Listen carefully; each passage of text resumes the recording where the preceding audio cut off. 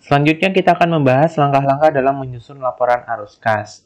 Nah, di dalam menyusun laporan arus kas kan ada dua metode, ada metode indirect dan metode direct.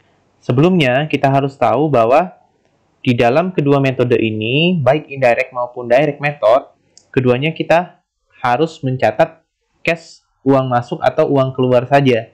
Jadi tidak boleh kita catat transaksi-transaksi non-cash. Contohnya seperti apa? Contohnya di sini adalah menerbitkan saham untuk membeli mesin. Juga misalnya menerbitkan saham untuk membeli tanah. Atau misalnya transaksi penerbitan dividen saham. Nah, itu adalah transaksi non-cash. Jadi, untuk kedua transaksi ini kita harus abaikan. Meskipun dia tidak dicatat di laporan arus kas, teman-teman harus tetap mencatatnya dalam catatan atas laporan keuangan.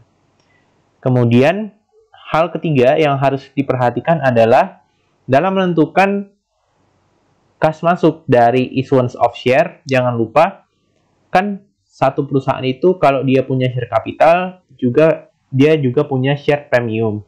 Nah, kalau untuk melihat berapa sih kas masuk dari issuance of share, jadi teman-teman jangan cuma melihat di perubahan di share capitalnya saja, tapi teman-teman juga harus ingat bahwa kas masuk itu mempengaruhi share premium. Contohnya di sini, misalnya kita nerbitin saham, dalam bentuk kompensasinya berupa kas, jadi cash pada share capital sama share premium. Nah, apabila di laporan keuangan nanti, kalau teman-teman temukan, ternyata share capitalnya bertambah 600 dan share premiumnya bertambah 1000. Nah, maka berapa kas yang masuk ke perusahaan? Berarti 600 ditambah 1000, jadinya adalah 1600.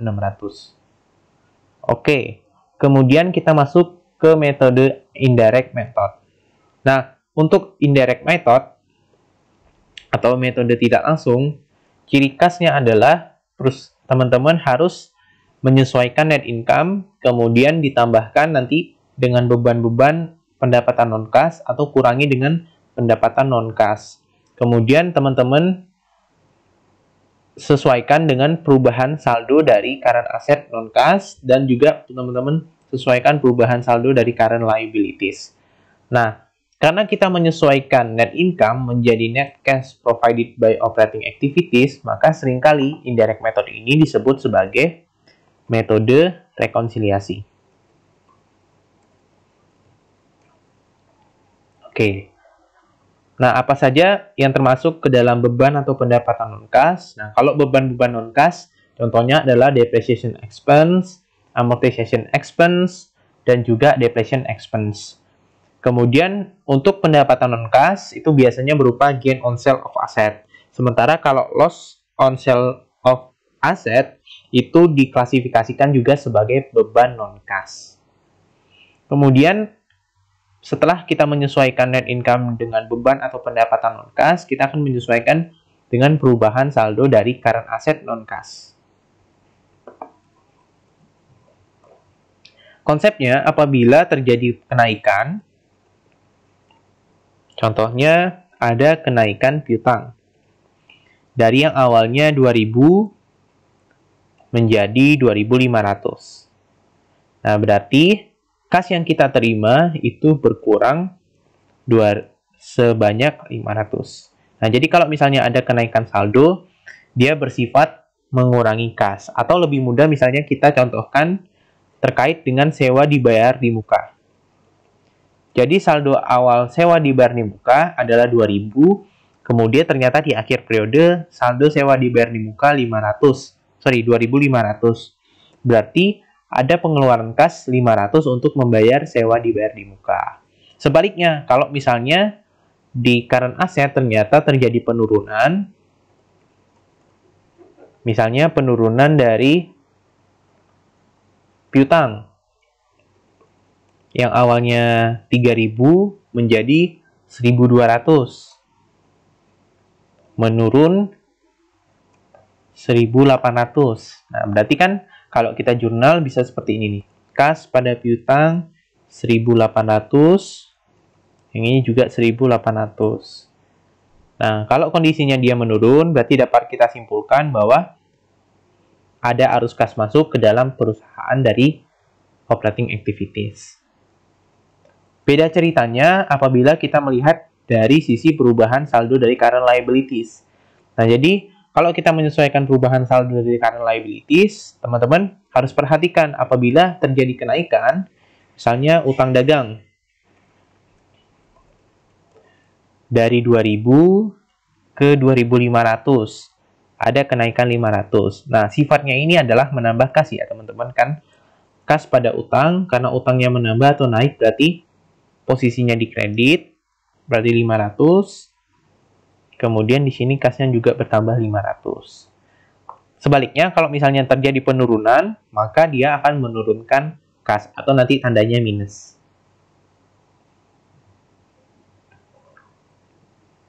Oke, jadi ingat ya, ada 4 komponen di operating activities. Pertama, net income.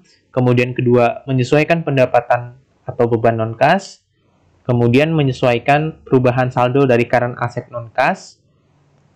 Kemudian yang keempat adalah menyesuaikan perubahan saldo dari current liabilities.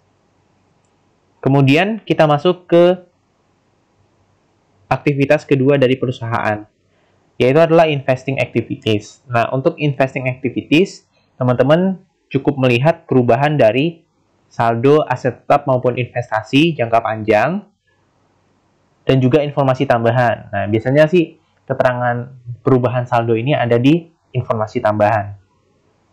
Dan juga cukup mencatat berapa sih kas keluar dari penjualan atau pembelian non-current asset.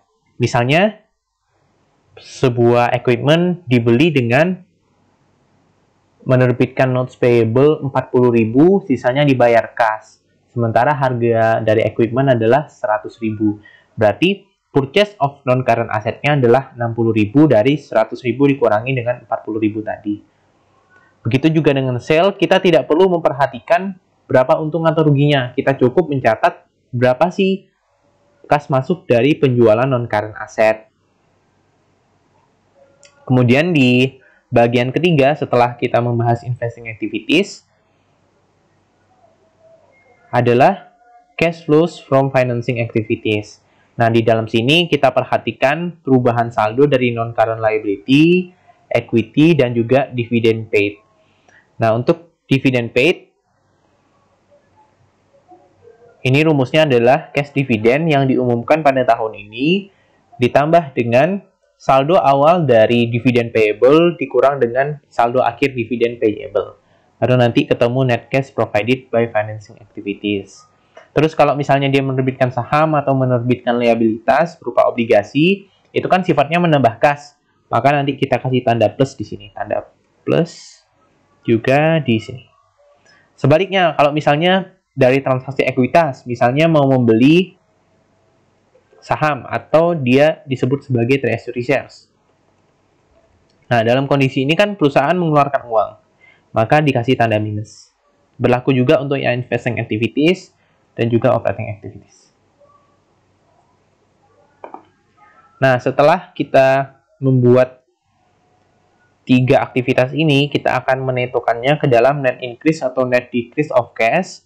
Kita tambahkan atau kita kurangkan dengan cash at beginning of period.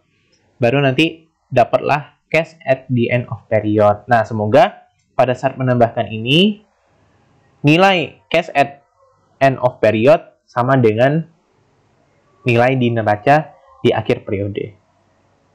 Oke, begitulah kira-kira mengenai indirect method. Selanjutnya, kita akan membahas bagaimana penggunaan direct method di dalam laporan arus kas. Nah, untuk direct method sendiri akan dibagi menjadi 2 bagian, sama seperti laporan financing dan investing. Jadi ada cash receive dan cash payment. Nah, untuk cash receive dan cash payment, patokannya adalah laporan laba rugi. Jadi kalau misalnya di sini ada cash receive from customer, ya tentunya kita akan melihat net sales, kemudian kita tambahin dengan account receivable awal, kita kurangin dengan account receivable akhir, dan kalau misalnya ada penghapusan piutang, kita kurangin.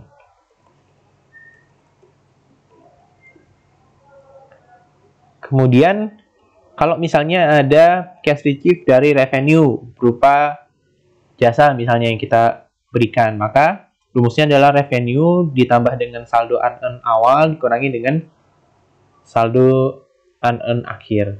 Juga interest revenue.